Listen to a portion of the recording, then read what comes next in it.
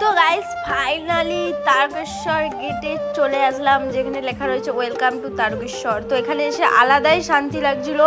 এই পর্যন্ত আসার জন্য আমাদের যে কষ্টটা হয়েছে এটা দেখার পরে মনে হচ্ছিল এক নিমিষে সব শেষ হয়ে গেছে। আর 5 কিলোমিটার বাকি বাবার কাছে, কিন্তু আমার সত্যি অনেক কষ্ট হচ্ছিল তার জন্য। আর ফোনটাও গেছিলো এই পর্যন্ত এসে অফ হয়ে, আর বেশি কিছু ভিডিও নিতেও পারিনি কারণ ফোন অফ হয়ে গেছিলো।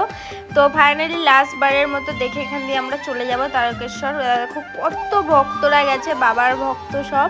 হ্যাঁ, তো তারপরে যেতে যেতে দেখো ওখানে গান চলছিল, তো আরেকটা মহারাজের তো নাচ আর থামছে না, হ্যাঁ নেচেই যাচ্ছে। তোমরা একটু দেখো।